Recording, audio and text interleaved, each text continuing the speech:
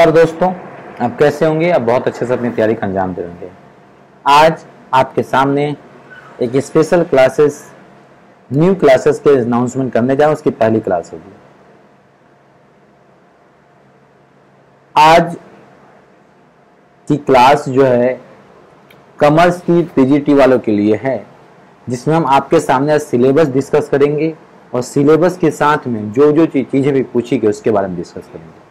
Main जो classes होगी आज के लिए, वो स्पेशल जो क्लासेस है वो किसके लिए आप थोड़ा सा गौर करेंगे। जो बच्चे हरियाणा टेट HTET दे रहे हैं, या जो बच्चे बीपीएससी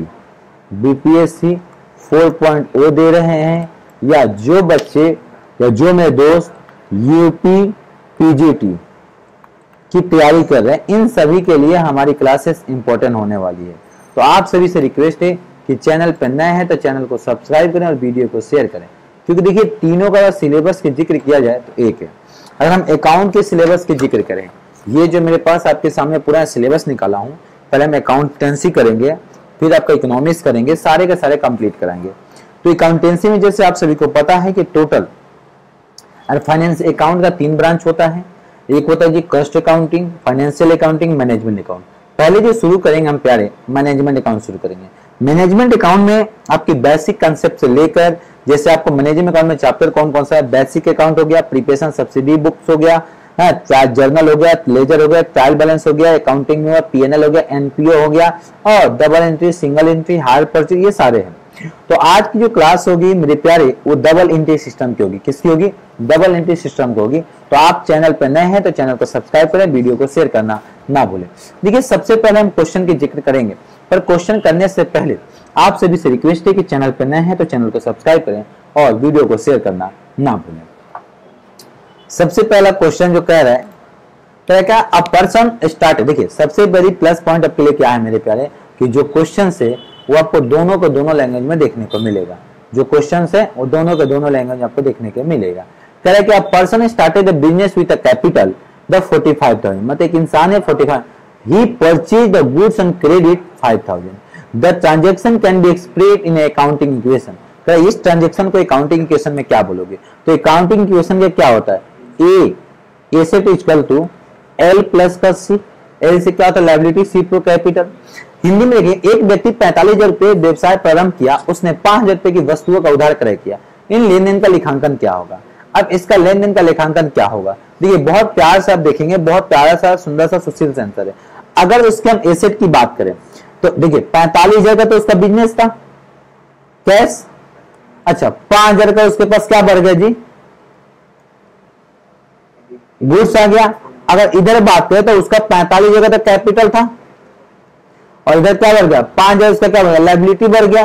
तो दोनों साइड में 50 है, तो अगर दोनों साइड में 50 है तो इसका जगह ऑप्शन नंबर सी हो जाएगा। कौन सा हो जाएगा मेरे प्यारे? ऑप्शन नंबर सी हो जाएगा। तो देखिए आप सभी के लिए हमने जो क्लास में जो क्वेश्चंस रखे हैं वो दोनों मीडियम में रखे हैं, हिंदी में भी रखे हैं और इंग्लिश में भी रखे हैं। इससे क्या होगा, आपकी कंसेप्ट में कोई भी प्रॉब्लम नहीं होगी। बस आप चैनल पर नए हैं तो चैनल को सब्सक्राइब कर लेंगे और वीडियो को शेयर करना ना भूलेंगे। देखिए सेकंड क्वेश्चन करा है, if capital is 50,000, liability is 30,000, fixed asset are 70,000, then the value of the current asset will be. यदि पूंजी 50,000 रुपए, दायित्व मतलब लायबिलिटी 30,000 है और उसका फिक्स कैपिटल 70,000 है, तो उसकी करंट एसेट क्या होगा? देखिए बहुत अच्छा क्वेश्चन है। कैपिटल और लायबिलिटी दिया है, फिक्स एसेट और करंट एसेट। तो मैंने आपको बताया था एज कल तो क्या होता है भाई, सी प्लस का एल होता है। ठीक है, तो ये टोटल कितना है? 70,000 है। अच्छा 70,000 हो गया जी। यहाँ पे क्या होगा? करंट एसेट हो जाएगा। लायबिलिटी, करंट कैपिटल कितना है जी? इसका लायबिलिटी कितना है? 30,000 है, और उसकी पूंजी कितना है? 50,000 है। तो ये टोटल 80,000, ये कितना? 70,000। तो दोनों का डिफरेंस कितना आएगा मेरे प्यारे? अगर 80 में से 70 माइनस करोगे, 80 में से आप 70 माइनस करेंगे मेरे प्यारे, तो कितना आएगा? 10,000 आएगा। तो 10,000 क्या होगा? इसका करंट एसेट हो गया। क्योंकि आपको पता है एसेट इक्वल टू एसेट में दोनों आएगा और कैपिटल प्लस लायबिलिटी होता है। इसका आंसर क्या होगा? ऑप्शन नंबर सी हो गया। ऑप्शन नंबर सी हो गया। अगला देखेंगे, accounting equation asset equal to liability plus का owner equity. Owner equity that is a capital represented through the. अब इसमें किस में बताते हैं? इनकम स्टेटमेंट में दिखाया जाता है, कैश फ्लो स्टेटमेंट में दिखाया जाता है, या बैलेंस शीट में दिखाया जाता है, या आपका कैश फ्लो स्टेटमेंट। देखिए एसेट प्लस लायबिलिटी, अगर आप बैलेंस शीट जब बनाते होंगे तो इधर क्या आता है सर, लायबिलिटी साइड आता है, इधर एसेट साइड में होता है। तो लायबिलिटी में कैपिटल फंड होता है, ये सारा चीज होता है, इधर होता है। तो इसका किस में शो करते हैं जी, बैलेंस शीट में शो करते हैं। किस में शो करते हैं जी, बैलेंस शीट में शो करते हैं। बैलेंस शीट को हिंदी में क्या बोलते हैं जी, आर्थिक चिट्ठा बोलते हैं। क्या बोलते हैं मेरे प्यारे, बैलेंस शीट को हिंदी में आर्थिक चिट्ठा बोलते हैं। तो इसका जवाब ऑप्शन नंबर सी हो जाएगा। बच्चे आए बाहर। अगला, accounting to the double entry system salary paid to the Ramesh is a, जब हम देखिए दोहरा लेखा प्रणाली के अनुसार एक लिपिका रमेश को भुगतान किया गया वेतन, तो रियल अकाउंट ट्रांजेक्शन होगा, पर्सनल अकाउंट होगा, nominal account, both personal real as a personal transaction होगा। देखिए करें अकाउंट डबल एंट्री सिस्टम है, सैलरी पे करेंगे रमेश को टू कलर। अगर हमने सैलरी पे किया, चलिए अंदर चलिए,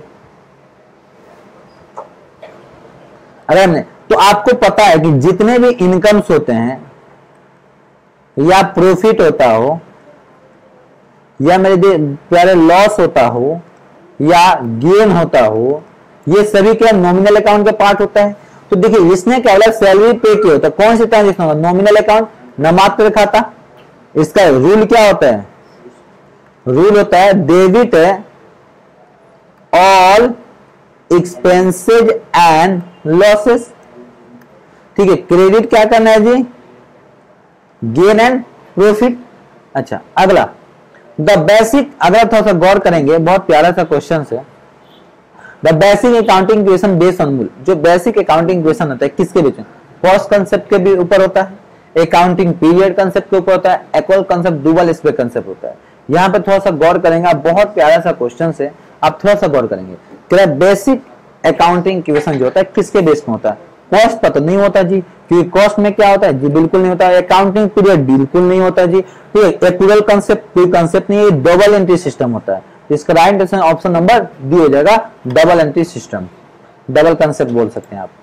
purchase book use to record, जो परचेज बुक्स होते हैं किस लिए, all purchase of goods, all purchase, all credit purchase of goods. ना देखिए जो भी हो आपका परचेज बुक्स हो उसमें ओनली क्या लिखाएगा, ओनली क्या लिखाएगा इसमें भाई, परचेज बुक में क्या लिखाएगा, रिकॉर्ड ओनली, रिकॉर्ड ऊपर नहीं लिखना ना, record only credit purchase of goods only, goods. इसमें तो इसका ऑप्शन नंबर सी हो जाएगा। जितने भी गुड्स हम खरीदेंगे उधार में और किस में, अगर नगद में खरीदते तो किस में चला जाता भाई, कैश बुक में चला जाता। ड्रॉइंग अकाउंट क्या है, nominal account, personal account, real account, fix है। देखिए ड्रॉइंग अकाउंट, ड्रॉइंग अकाउंट क्या, ड्रॉइंग का मतलब क्या होता है, ड्रॉइंग का मतलब क्या होता है कि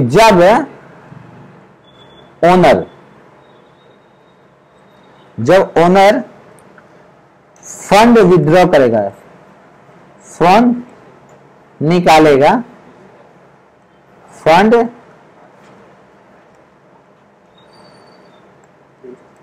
किसके लिए, पीजी, पीजी पर्सनल यूज के लिए। तो ड्रॉइंग अकाउंट क्या, पर्सनल अकाउंट होगा, क्योंकि भाई जो ऑनर होता है आपका व्यक्ति होता है, इसका पर्सनल अकाउंट होगा। अगला, Ashok limited purchase a machine from the Tata and sons 1,50,000, this is a transaction and event non financial data. अब ये क्या है कि जब उसने खरीदा तो ट्रांजैक्शन हो गया सर, क्योंकि जब उसने खरीदा होगा तो उससे मशीन मिली होगी और कैश होगा तो कैश उसके पास गया होगा, एक ट्रांजैक्शन होगा। अगला देखेंगे, देखिए थोड़ा सा गौर करेंगे, क्वेश्चन बहुत प्यारा है तो उसे इतना बड़ा देख के डर नहीं जाएंगे। Asset purchase of 50,000, 5 lakh, worth down payment 1 lakh rupees, ठीक है, एक and bill accepted of 4 lakh, बहुत अच्छा बात है। Affected the total asset, the total liability in balance sheet. भाई टोटल लायबिलिटी क्या होगा, तो भाई बैलेंस शीट में क्या इंपैक्ट होगा, total asset increase the 4 lakh, liability increase by 4 lakh. Asset decrease, भाई डिक्रीज तो होगा नहीं ना, उसने खरीदा है, उसने खरीदा है, एसेट डिक्रीज तो होगा ही नहीं, ठीक है। तो इसका राइट ऑप्शन, अब बोलो सर 5 लाख का खरीदा तो भाई तो 1 लाख तो उसका कैश चला भी गया, तो नेट जो इफेक्ट हुआ 4 लाख का हुआ, तो इसका ऑप्शन नंबर ए हो जाएगा, option number A. which one is the principle of the double entry system? Double entry system का प्रिंसिपल क्या है, purchase increase debit, income decrease credit, expenses increase debit, income decrease credit, received receiver debit, giver credit. Receiver credit, देखिए पाने वाले का नाम debit the receiver, credit the giver, debit the receiver, credit the giver, option number C. ये कौन सा है? Personal account का रूल है। कौन सा? Personal. If goods worth 10,000 are sold on the base of the sale on approval, adjustment transaction on the date of the accounting is done. कह रहा है क्या होगा? सेल होगा, स्टॉक होगा, ऑल डेटा। देखिए कह रहा है क्या? Goods worth 10,000 are sold on the basis of the sale on approval, that adjustment of the transaction on the date of the accounting is done.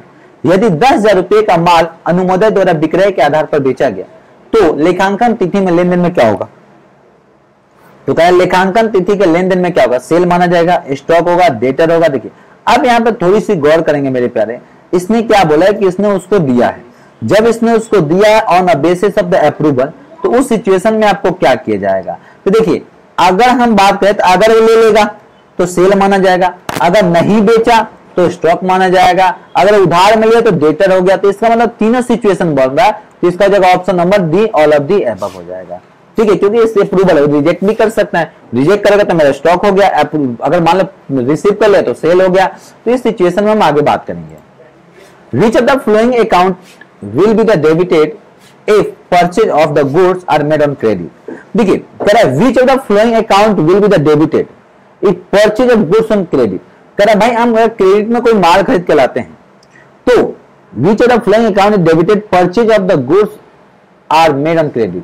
कह रहा है किसको डेबिट करोगे? तो जब आप कोई भी चीज खरीद के लाते हो तो क्या लिखते हो? अगर purchase, PURCH, purchase account debit.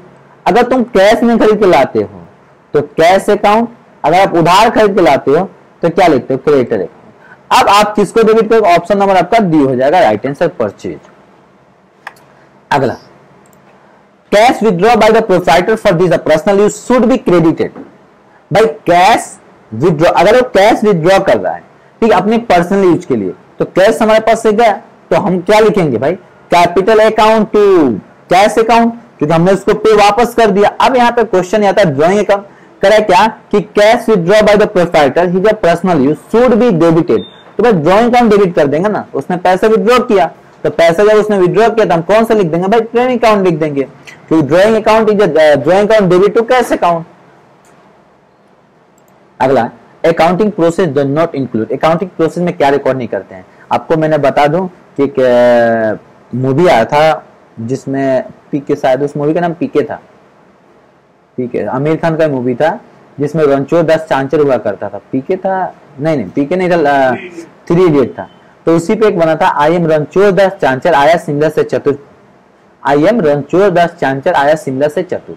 इसका मतलब ये आई से इंटरप्रिटेशन, एम से मेजरिंग, सी से समराइजिंग, एस से क्लासिफिकेशन, एस से समराइजिंग, सी से क्लासिफिकेशन। अगर ये आपको याद हो गया ना तब अकाउंटिंग आराम से इंफॉर्मेशन यूज कर सकते हैं।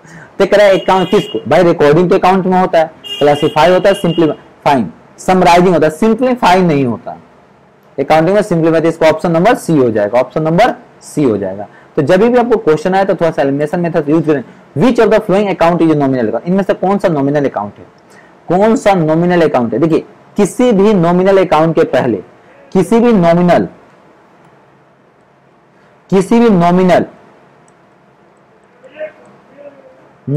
अकाउंट के अगर बाद में या पहले प्लस हो जाता है तो पर्सनल अकाउंट होता है। तो ये तो होगा नहीं, ये भी नहीं होगा, ये भी नहीं होगा। तो इंटरेस्ट लीजिए क्या हो जाएगा? नॉमिनल। अब बोलो सर ये क्या गेम खेल दिए? जी मैं सही बोला हूं, किसी भी personal account, real account, nominal account के पहले सिफिक्स में या प्रीफिक्स में कोई भी वर्ड को आप ऐड कर दोगे तो नॉमिनल अकाउंट में कंसीडर नहीं होगा, वो इन पर्सनल अकाउंट में चला जाएगा। किसमें? पर्सनल अकाउंट में चला जाएगा। Making the provision for the bad and doubtful debts in anticipation of actual bad debt on a basis of conversion of disclosure, conversion of contingency, conversion of conservation, conversion disclose the contingency। अब यहाँ पे थोड़ा सा मेरे बेटे गौर करेंगे। ये question कह रहा है कि भैया जब भी आप किस पे जाते हैं मेरे पहले, अगर बैड डेट, तो बैड डेट में क्या होता है? क्या इसको डिस्क्लोज करते हैं? बताइए क्या होगा? बताइए। Making the provision bad debt doubtful the anticipation of the actual bad debt on a basis of conversion disclosure नहीं, कन्वर्जन कंसेंट। देखिए कन्वर्जन डिस्क्लोजर कंसेंट ये आपका ऑप्शन नंबर डी हो जाएगा। क्या हो जाएगा? ऑप्शन नंबर डी हो जाएगा। नॉमिनल अकाउंट है क्या है? Wages account, patent account, prepaid account, और देखिए nominal account prepaid wages account भी है, पेटेंट अकाउंट नहीं है क्योंकि पेटेंट ऐसे जाता है, प्रीपेड नहीं है, ठीक है, तो इसका हो जाएगा ऑप्शन नंबर ए। अब यहाँ पर थोड़ा सा मेरे प्यारे गौर करेंगे, अरे यार patent all of the above, भाई ऑल ऑफ द अबव दिया है तो क्या हुआ, ऑल ऑफ द अबव नहीं हुआ। वेजेज क्या है? एक्सपेंसेज है। ये क्या है जी? एक्सपेंसेज है। ये क्या है आपके पास? एसेट है, ठीक है। ये क्या है जी? आपके पास एसेट है। तो भाई एसेट तो होता ही नहीं है नॉमिनल अकाउंट में, तो इसका ऑप्शन नंबर ए हो जाएगा। डेबिट रिसीवर, क्रेडिट गिवर, पाने वाले को नाम, जाने वाले को जमा, आने से उसके आए बाहर, जाने से चला जाए बाहर, सुने होने का ना। तो पाने वाले को नाम, देने वाले को जाना कौन सा होता है जी? पर्सनल अकाउंट होता है, पीआर पर्सनल व्यक्तिगत खाता हो जाएगा। अगला GAAP, GAAP, required to, GAAP किस रिक्वायर्ड है? ठीक है, global harmonisation in accounting, value के लिए, प्राइस के जी नहीं, ग्लोबल मतलब पूरी वर्ल्ड में जो लेखांकन हो वो एक जैसा, इसलिए गैप होता है, इसके लिए गैप आवश्यक है। ये नहीं, अब आपने देखा होगा कि भारत का अकाउंटिंग सिस्टम अलग होगा, जापान का अलग होगा, फ्रांस का अलग होगा, इजराइल का अलग होगा, ईरान का अलग होगा। तो हम गैप के माध्यम से ये चाहते हैं, गैप के माध्यम से हम ये चाहते हैं कि जो गैप के माध्यम से जो ग्लोबल हार्मोनाइजेशन सबको अकाउंटिंग हार्मोनाइज कर दें कि इन केस अब किसी को कोई भी समस्या देखने को ना मिले। अगला, which among the following belong to the nominal account, इनमें से कौन सी नॉमिनल अकाउंट बिलोंग करता है? Bad debt recovery account, bank account, देखिए बैंक और नॉमिनल अकाउंट में नहीं जाएगा मेरे प्यारे, ये सेट अकाउंट है। बिल्स पेबल, बीपी, ये भी नहीं आएगा। ड्राइंग, ये भी नहीं आएगा। कमीशन रिसीव इन एडवांस, ये लायबिलिटी है, ये भी नहीं आएगा। तो भाई bad debt recovery nominal account में चला जाएगा, जब भी बैड डेट रिकवरी जो होगा वो नॉमिनल अकाउंट में चला जाएगा। दीपक इन लोग उधर ले जाओ, ठीक है। Debit all expenses and losses, credit all income and gain. The formula, अरे भाई वही तो है, कौन सा? इसमें ऑप्शन कम ही है। Representative personal, tangible real account, ये हो जाएगा नॉमिनल अकाउंट, नॉमिनल अकाउंट, ठीक है। नॉमिनल अकाउंट, आपको नॉमिनल अकाउंट बताया था कि सभी डेबिट ऑल एक्सपेंसेस, सभी हानि और खर्चा को नाम करो और सभी आय और लाभ को जमा करो। इसका जगह option number C. Matching the concept में थोड़ा सा इसमें मिस्टेक है, मैचिंग वाले में जो ऑप्शन ऊपर नीचे है, कह रहा है क्या, अब थोड़ा सा मिला लेंगे। Accounting of for fix asset, दूसरा दिया disclosure accounting policy, lease and it's accounting cash flow statement, किससे? अब थोड़ा सा हम गौर करेंगे, थोड़ा सा इसमें प्रॉब्लम है, आप गौर करोगे तो हो जाएगा, क्योंकि इसमें थोड़ा सा क्या ऑप्शन में मिस्टेक है, क्योंकि ऑप्शन के हिसाब से अलग है, तो उसको बाद में हम कर लेंगे। अगला,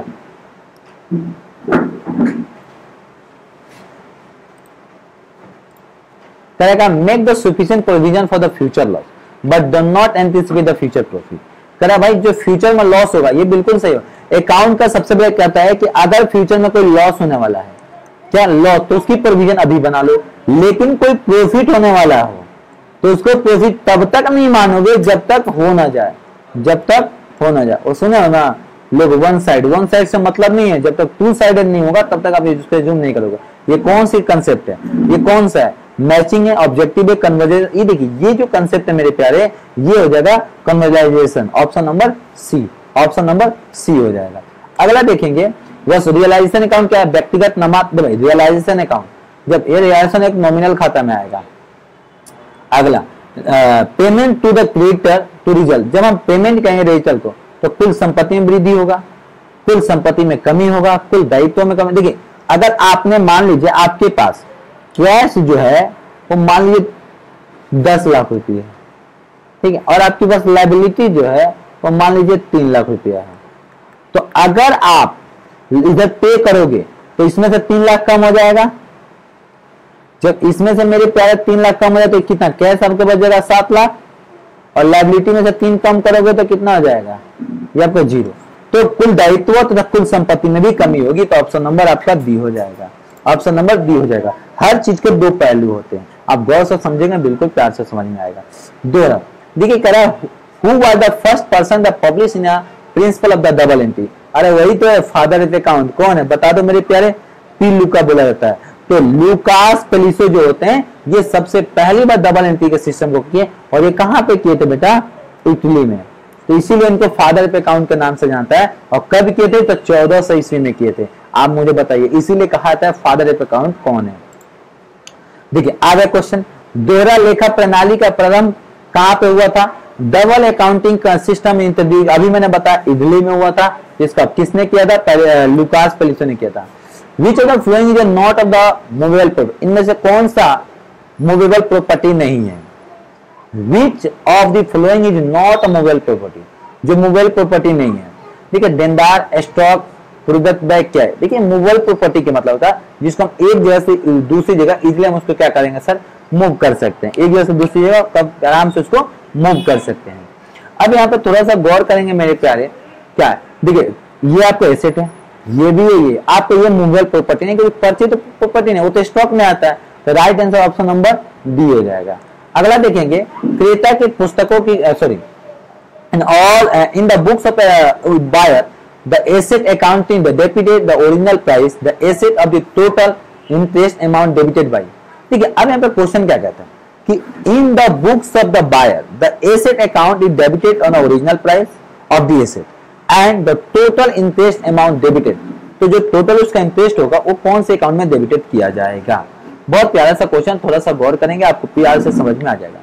देखिए अब कह रहा है कि टोटल है, तो भाई इसको करेंगे हम ब्याज संदेह खाता, ऑप्शन नंबर डी। अगला, which of the following is not of the business activity, इसमें से बिजनेस एक्टिविटी कौन नहीं है? एक व्यक्ति अपना पुराना टीवी बेचकर 500 लाभ कमाता है, एक बीमा कंपनी, ये भी हो जाएगा, ये है। एक प्रोजेक्ट स्टोर किराना, ये भी है। एक होटल खाना पकाना, ये भी है। भाई आपने अपना पुराना टीवी बेच दिया और सबको 500 रुपया लाभ हुआ, तो आपका बिजनेस एक्टिविटी नहीं है। बिजनेस एक्टिविटी वो एक्टिविटी होती है जो रेगुलर बेसिस पे की जाती है on the for the motive the profit. उसका मोटिव प्रॉफिट हो और रेगुलर बेस पे की जाती है उसका। इसका ऑप्शन नंबर हो जाएगा आपका ए, ऑप्शन नंबर ए हो जाएगा। डेबिट बराबर होता है क्रेडिट का, किसमें होता है भैया? लेखांकन में कभी कभी सत्य, लेखांकन कभी कभी गलत, लेखांकन हमेशा सत्य होता है। हमेशा डेबिट आपका क्रेडिट के इक्वल होगा हर पहलू में। अगला, which of the following is not a business transaction, इसमें कौन सी बिजनेस ट्रांजेक्शन नहीं है? व्यापार के लिए 1 लाख रुपीज फर्नीचर क्रय किया, अपने पुत्र को 20 रुपए फीस। भाई आपने अपने पुत्र को फीस दिया ना, वो आपका पर्सनल, ये आपका बिजनेस ट्रांजेक्शन नहीं है, ये आपका पर्सनल यूज हो जाएगा। तो इसका ऑप्शन नंबर बी हो जाएगा। ठीक है, अगला, the basis of principle of accounting applied to debit the receiver and credit the giver, ये कौन सा है? डेबिट द रिसीवर के, भाई डेबिट द रिसीवर के व्यक्तिगत खाना, पाने वाले को नाम करो, जाने वाले को जमा करो। विच of the following is not a business transaction, देखिए ये क्वेश्चन दोबारा रिपीट होगा, अपने लड़के को फीस दोगे तो भैया वो नहीं, ऑप्शन नंबर सी हो जाएगा। अगला, it mean by the double accounting system, प्रत्येक व्यापारी लेनदेन के 2 पक्ष होते हैं, सभी लेनदेन के 2 खाते बनाए जाते हैं। व्यापारी, भाई ये तो सभी हो जाएगा कि भाई जो भी होता है कैश अकाउंट, परचेज अकाउंट, दोनों का दो। तो ये था टोटल मेरे प्यारे आपके सामने 35 क्वेश्चन देखा था, जो कि हम डबल एंट्री सिस्टम का था। वो आपके जो भी हो DSSB का हो, या आपका हरियाणा टेट हो, या बिहार टेट हो, या BPSC 4.0 हो, वो इन सभी के लिए है। तो आपसे रिक्वेस्ट है कि चैनल पर नए हैं तो चैनल को सब्सक्राइब करें और वीडियो में कमेंट करके अपनी राय को जरूर व्यक्त करें कि सर इसमें किसी भी तरह से कोई समस्या है तो हम उसको सॉल्व करेंगे। आज के लिए इतना ही, फिर मिलते हैं अगले क्लास में। थैंक यू, खुदा हाफिज, टाटा, बाय बाय, जय हिंद, जय भारत में दोस्तों।